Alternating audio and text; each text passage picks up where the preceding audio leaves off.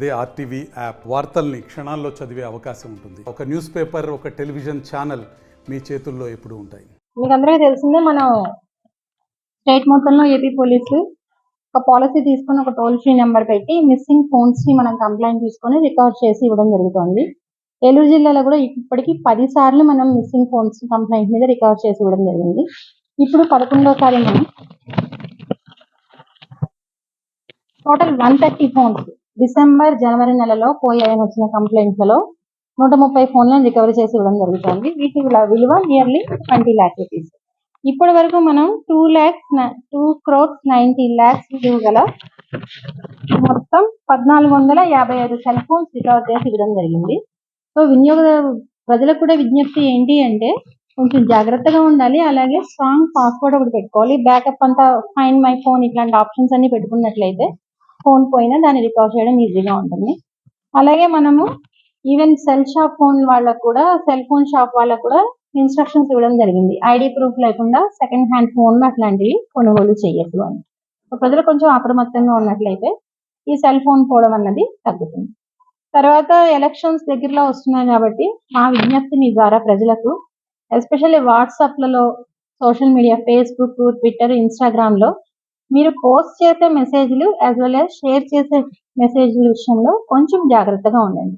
కొన్నిసార్లు మనం చదవకుండా కొంచెం చదివి మెసేజ్ని షేర్ చేసేస్తాం.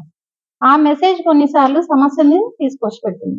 గౌరవనీయ సుప్రీంకోర్టు జడ్జిమెంట్ ప్రకారము మీరు ఒక మెసేజ్ షేర్ చేస్తున్నారు లేదా ఫార్వర్డ్ చేస్తున్నారు అంటే ఆ మెసేజ్లో ఉన్న కంటెంట్తో మీరు అగ్రీ అవుతున్నారని దాని మీనింగ్. నేను ఊరికే ఫార్వర్డ్ చేశాను, నాకు సంబంధం లేదు అంటానికి కుదరదు. కాబట్టి ఎలక్షన్లు వచ్చినాయి కాబట్టి ఎలాంటి ఉద్రిక్తతను రేకొట్టే పోస్టులు కానీ, అలాగే ఫేక్ న్యూస్ కానీ ఇట్లాంటివి పోస్ట్ చేసినా, వాటిని ఫార్వర్డ్ చేసినా చట్టపరమైన చర్యలు ఉంటాయి. కాబట్టి ఏదైనా మెసేజ్ని ఫార్వర్డ్ చేసే ముందు 1కి 10 సార్లు చదివి దాంట్లో కాంట్రవర్షియల్ కంటెంట్ లేకపోతే మాత్రమే ఫార్వర్డ్ చేయవలసిందిగా కోరుతున్నాం. అలాగే రేపు 27వ తారీఖున జేఏసీ వాళ్ళు చలో విజయవాడ ఒకటి పెట్టారు, మీకు కూడా తెలుసు. దానికి విజయవాడ పోలీసులు అనుమతి నిరాకరించడం జరిగింది. కాబట్టి ఏలూరులో ఉన్న జేఏసీ మెంబర్స్ అందరికీ మా విజ్ఞప్తి ఏంటి అంటే అనుమతి లేని ప్రోగ్రాంకి వెళ్ళి ఇబ్బందులు పడద్దు. అక్కడ కనుక విజయవాడలో కనుక అదుపులోకి తీసుకున్నట్లయితే క్రిమినల్ కేసులు రిజిస్టర్ చేయడం జరుగుతుంది. కాబట్టి మాతో కోఆపరేట్ చేసి ఏదన్నా ఉంటే చర్చల ద్వారా చేసుకోవాల్సిందే తప్ప ఇట్లా చలో విజయవాడ ఇచ్చి కొన్ని లక్షల మంది అక్కడ వెళ్ళినట్లయితే ఏమైనా యాంటీ సోషల్ ఎలిమెంట్స్ కనుక ఆ గ్రూప్ లో కనుక ఎంటర్ అయినట్లయితే మనం ఊహించలేని దుష్ఫలితాలు ఉంటాయి.